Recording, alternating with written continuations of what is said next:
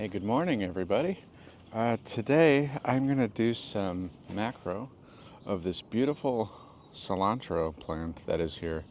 Cilantro, and some of it is kind of turning to coriander seeds, you can see.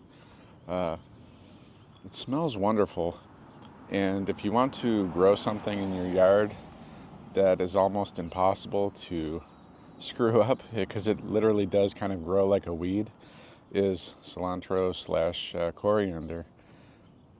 And it's great because as it grows, it just kind of turns into this bush-like structure. You get these beautiful flowers on it, and pollinators love this. We can test out our 2-to-1 macro and get these tiny insects that keep flying in here. So we do get some bees that come in, and also very tiny hoverflies, tiny bees, and some flying ants and a few other interesting creatures. I have the Godox V1 flash today. The newer softbox diffuser, my favorite diffuser now, which I got recently on Amazon for $22 on sale. This thing is amazing.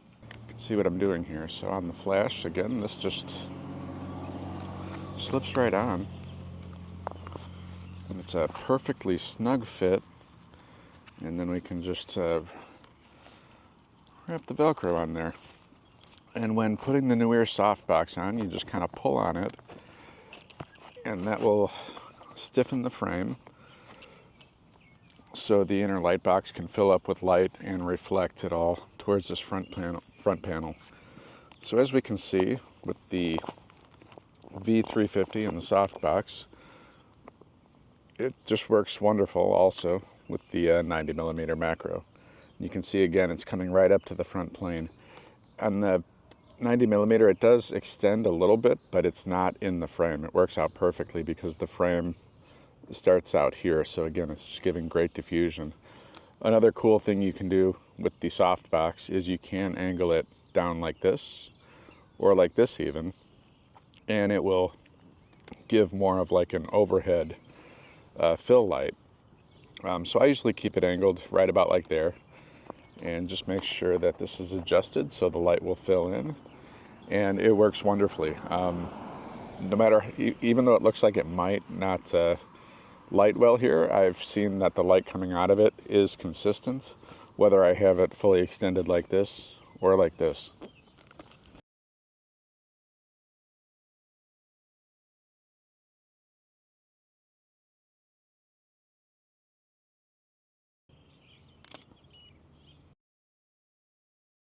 On the Olympus EM5 Mark III, and this is pretty much the same for also the newer OM5 or even the OM1s,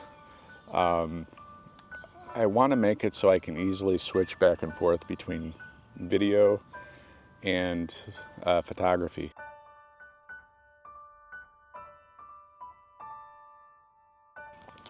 Now you could use the top dial, but I find it cumbersome to be able to easily switch between manual mode, which is what I like to use for macro and flash photography, and then switching back to the dial on here where it says the camera icon for video.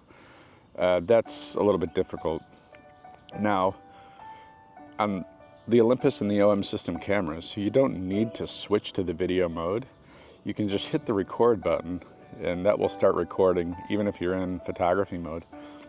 But the problem is it's just very basic video. It's gonna use all of your settings and you just don't get a lot of control as you do in the dedicated video mode. What I found though is you can set up the camera to instead use this function lever to switch between stills and video mode, and that seems to switch to the full capability of the video mode as if you were to use the video recording icon on the dial. So I find that this switch, just switching up and down, is the best way to switch between stills and video.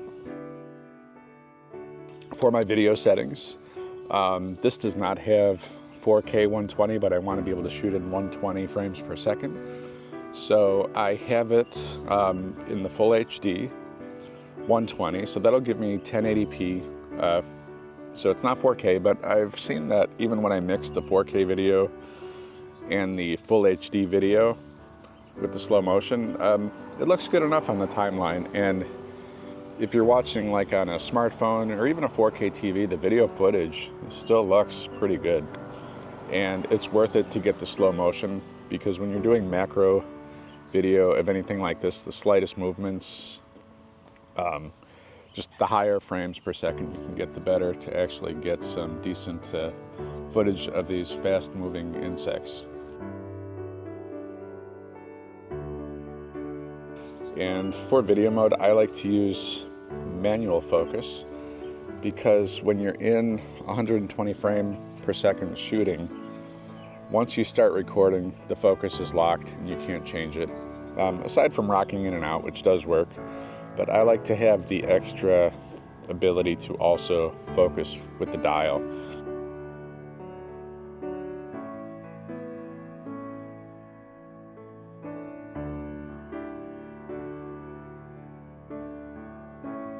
So it is a little windy today, so I'm not doing any focus stacking right now, especially since this thing, the slightest breeze will just shake it around, and I'm doing fast moving insects. So I'm just putting my flash into TTL mode, manual focus, and also manual mode for stills photography. I have the shutter on mechanical shutter today because I want to keep the shutter speed at 250 instead of 50. And I'm doing a very high f-stop because I'm going to be doing extreme macro, very close up. I want to make sure that I have enough depth of field. And again, sometimes it might seem counterintuitive, but the closer you get with the macro lens, especially when you get into the extreme macro range, the narrower and narrower the depth of field is going to get. So you have to really get up to the high f-stops if you want to get a single image to have even the head of a tiny bee in subject, or a tiny hoverfly. At 2:1 macro, you can be at f22 and you're still only getting maybe the head of the insect in focus. So just something to keep in mind. I'm going to keep it at about f18. I do keep focus peaking on, so it also just helps me tell exactly if the insect is in focus when doing stills.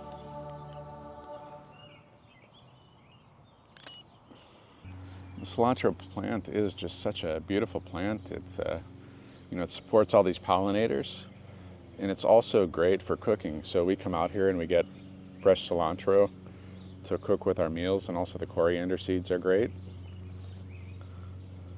And down at the bottom, I don't know if you can see it, but when the plant first starts growing in early spring, it just looks like this, right? So this is cilantro that you're probably familiar with. If you normally, purchase like cilantro in the store, it's going to look like this. And so if you just let the cilantro grow, you can keep harvesting like this, right? But if you let it grow, it just grows into this beautiful fragrant plant with these flowers on it. So if you want cilantro, you just keep picking it, and you can pick it at this point all season, or you can get the more fragrant cilantro. The flower is also like this, you can't eat.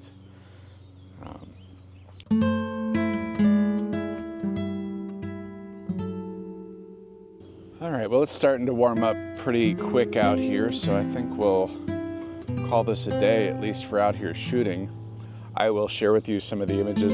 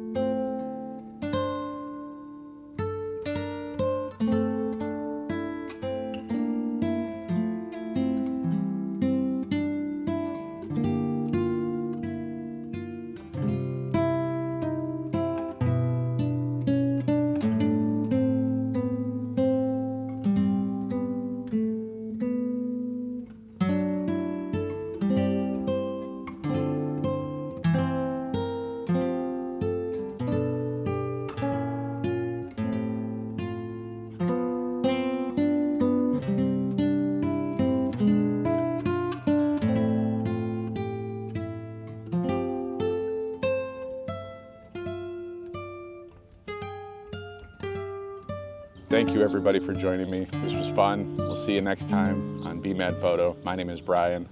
Have a great day. Get out there, get shooting, and enjoy life.